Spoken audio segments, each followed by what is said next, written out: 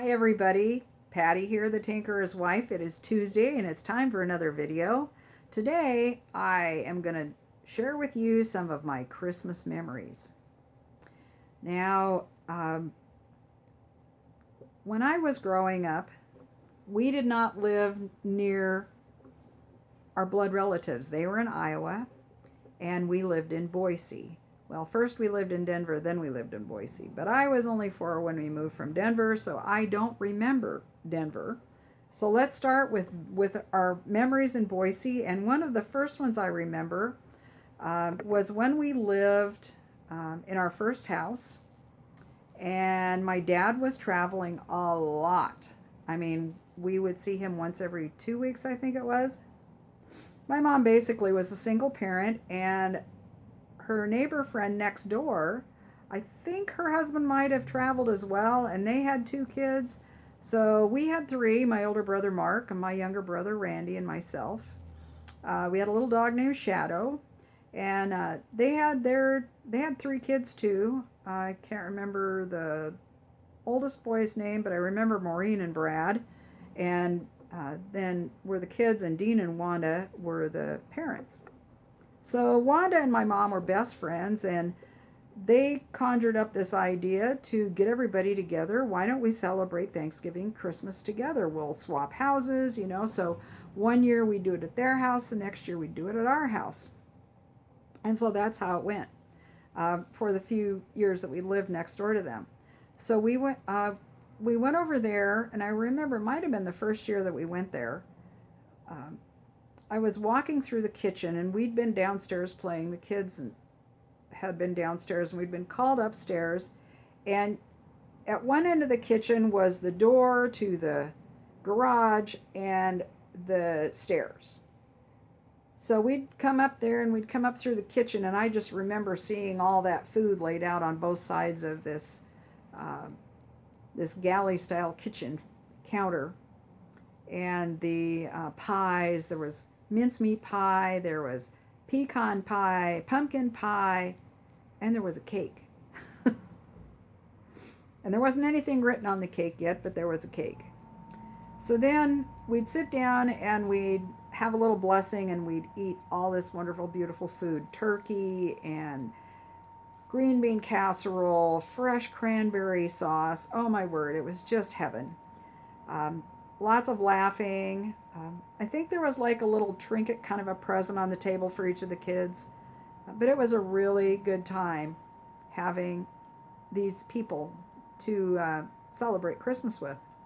After dinner was over, uh, our moms would clear the dinner dishes off, and they'd bring the little dessert dishes out and serve up the pie. But before they served up the pie, there'd be a candle placed on the cake.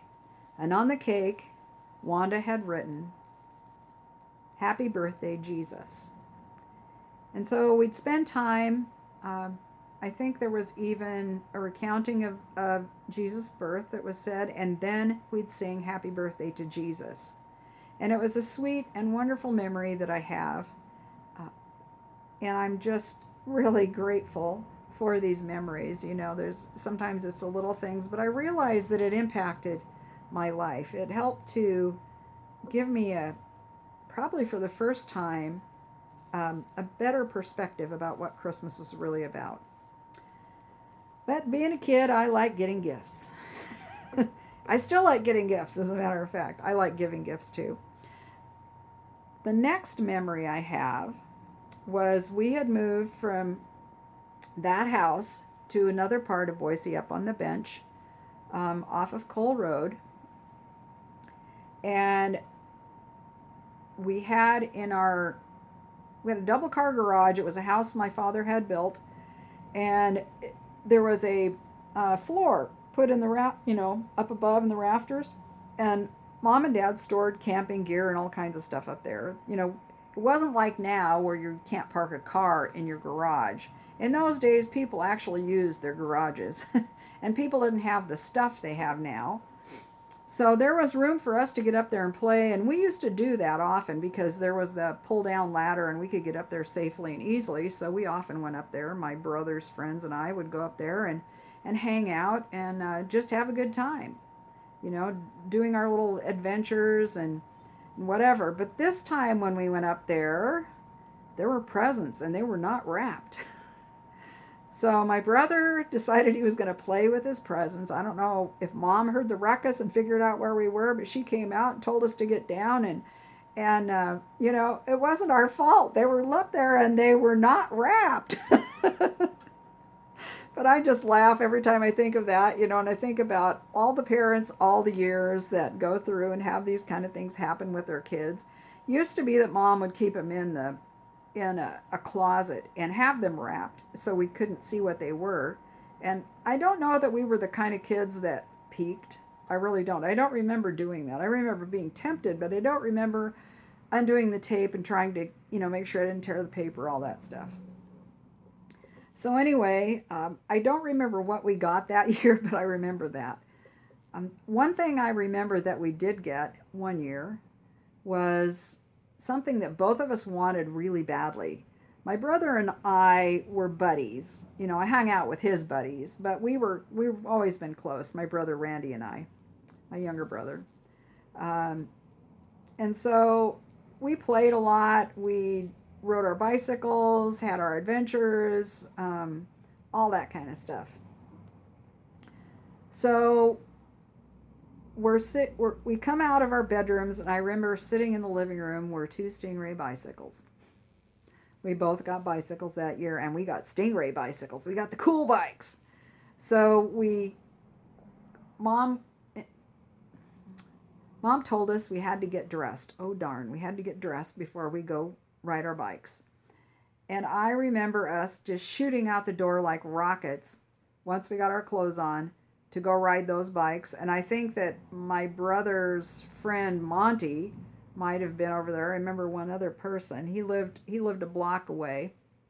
Um, Anyhow, we were out there riding around, and it had snowed, and you know it wasn't light out yet. So it was the street lights were on, and anyhow, it ended up we were out there slipping and sliding in the snow and having a great time. But that was probably one of the more memorable presents that we got. I think it was the last year that we lived in Boise that I got a present that I still remember today, and it was the biggest stuffed animal I'd ever seen. It was a little donkey, and it was turquoise and white with black. It had a black muzzle, and it had black feet, and it was just adorable. And I had that on through high school, but I remember when I left home, it it stayed behind. So anyway, that was one of the fun little gifts I got. Oh, another gift that I got was a calligraphy pen set. When I was in high school, I did a lot of calligraphy, and I was pretty good at it. Uh, I really got into doing art probably when I was 10. But when I was in high school, I became more serious about it, and I took calligraphy as an elective. And I got this pen that year, and it was the only present I was going to get. And I'll tell you the backstory on this one because this is an important one. My older brother, Mark, suffered with Crohn's disease his entire adult life, pretty much. He had, oh, hi, Jackson. Jackson wants to say Merry Christmas, everybody. This is Jackson. Yes, we all know how cats just won't let you do a video without being a part of it. Anyway, Mark had brought his wife Nancy and their daughter Betsy down to Staten, where he worked at Gurdon Trailer Industry doing design work for them. He might have started in Boise, I can't remember. I think that's how it was, and they transferred him here. But anyway, during his time here in Oregon, he became so sick that he couldn't work, and I believe he was on a medical leave for a while, but they weren't making enough money to even get groceries. They couldn't. They were making enough. They couldn't get on food stamps, but with rent and medical bills and everything else, they didn't have the money they needed. So Mom told us, my brother Randy and I, that her and Dad decided that we would pare down our Christmas and still each of us kids would get a gift. Mom and Dad, I don't think, got anything that year, which that's how parents do things. And we blessed Mark and Nancy and Betsy that year. And when we walked into their house, we hadn't even sat down, and there was a knock at the door. And it was the Mennonite women. They came to bless my brother. They're strangers. They didn't know them.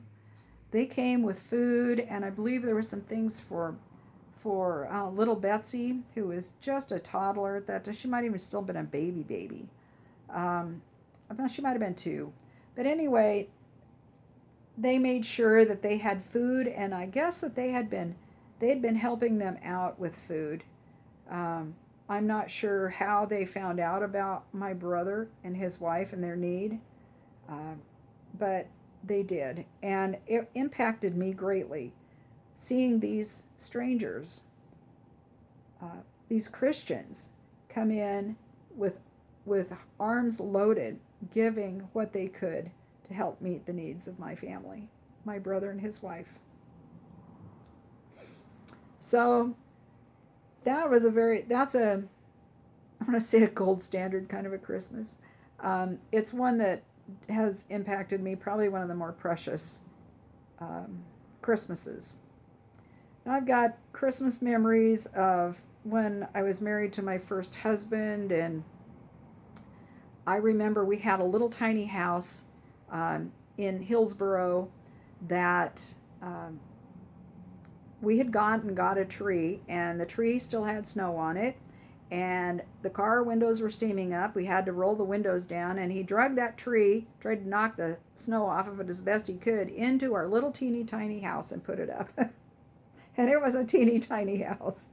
I don't know if it was even 500 square feet, but it was a very cute little house, and we enjoyed the time living there until we moved.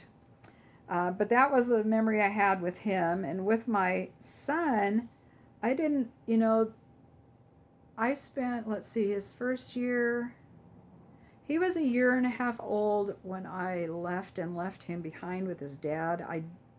I divorced, and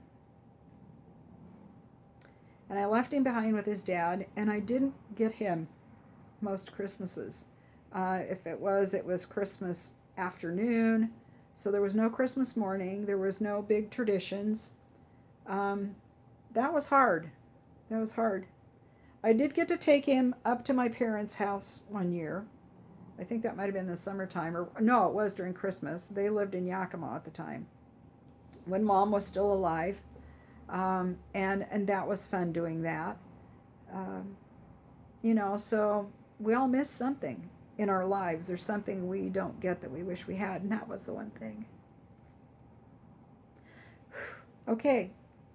Anyhow, moving forward, I meet Ben and get married to Ben, the tinkerer.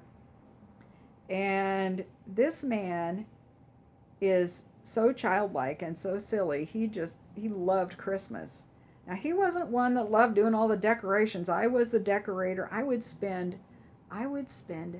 3 days decorating. Literally, I could spend 8 hours a day for 3 days decorating. I would put lights on the arbors and the front door area. He would do the roof. He would be the monkey on the roof. I could not get on the roof, so he did that. That was cool. We always went and got a tree. He loved doing that. One year we went with a church group that we were a part of, and went out to the Forest Service land, got a permit, and harvested a wild noble fir. For those of you who don't know, Oregon is tree central. We produce more Christmas trees and send them out all over the place, even the world, all over the United States, than any other state in the Union. It's a big industry here. But anyway, we're blessed to have noble firs, and we got these trees, but we went with like 20 people, a bunch of kids. There was hot chocolate, there was sledding, there was caroling. It was really a blast. But then I want to share with you another one. This is a cute one, and this shows how funny my husband was. I'd been back in the bedroom, and I think I just woke up, and I was, waking up, and he goes, "Hey, hurry, come on, get out here. I've got, we got to open presents." And I was like, "What is he in such a hurry for? He's never in a hurry about this. Usually he's the one who just wants to sit around and drink coffee, whatever." But he had uh, the fireplace TV thing, or the TV fireplace going. We have here at Oregon Public Broadcasting produced a video of the fireplace up at Mount Hood's Timberline Lodge, which is, it's beautiful and it's a lovely scene, and you get the crackling and all that. North Star Prepstetter, you know what I'm talking about. Well, anyway, she has one too that she puts up because she doesn't have a fireplace. So, well, we didn't have a fireplace in this house, so he had that going, and he had the lights on in the tree, but there was no other lights on in the house.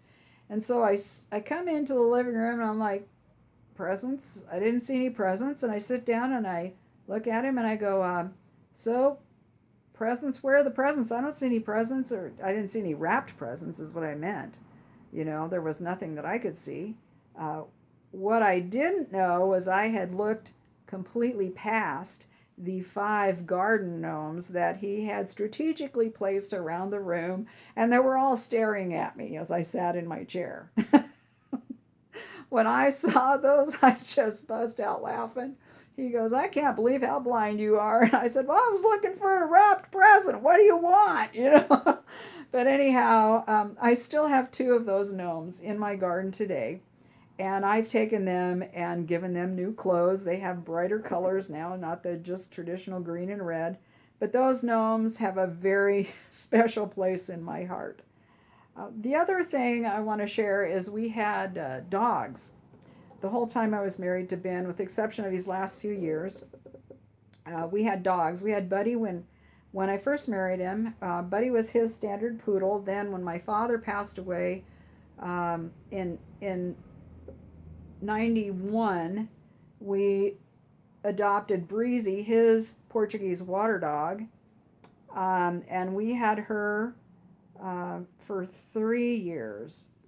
Anyway, then, so we'd always have, you had to have stockings for the dog. Had to have stockings for the dogs. We had to do presents for the dogs, so we did. And that was fun, and it was cute and all of that. We'd take them for walks up and down the street when it was snowing. They loved that. The dogs just loved the snow. We took them to Bend with us one year, and they had a blast there when we went there for Christmas one year. But one other quick memory here with dogs was with my dog Annie. I'll share her story on here in one of my videos here because Annie has a story. She was a Portuguese water dog that we adopted, and she was the friendliest dog you'd ever want to meet. Well, anyhow, in Portland, we've got this street called Peacock Lane, and it's a block long, and on both sides, every house on the street is decorated. Lights, and there's carolers, and there's hot chocolate, and cookies, you name it, it's there. There's people walking up and down the streets, and there's cars driving on the street, too. I can't remember if they do it one way. That they might do it both ways, but anyway, people have their windows rolled down. Well, that year it wasn't wet. I think some snow might have fallen, but it wasn't wet. And so there was a car that had its top down, and the family riding in it was like grandparents and a small family with a couple kids in the back. And well, I see these people and I'm enjoying these kids, and all of a sudden the little boy in the back points and he goes, "Look, Mom, not a poodle, a lamb." I totally blew that. "Look, Mom, a sheep." That's what he said. I totally blew that story. That was my best one. Well, anyway, he thought that our dog was a sheep. He thought Annie was a sheep.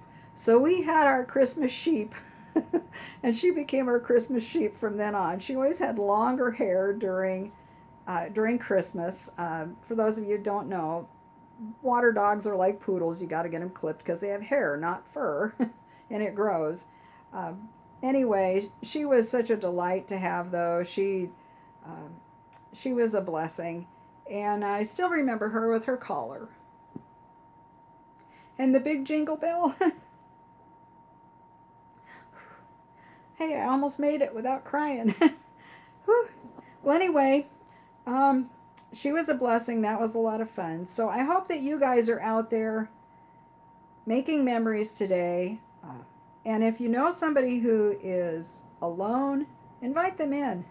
Even if it's just for pie and coffee, invite them in. And remember to bless others, because the gift you get back in blessing them is the best one you'll get this Christmas. So thank you so much for joining me and listening to my tales of Christmas.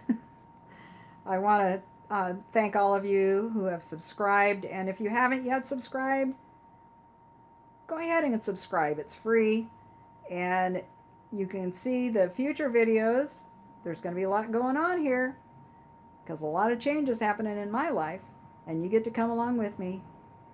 So anyway, have a very Merry Christmas, everybody. And God bless you, everyone. This is Patty, the Tinkerer's wife, signing off.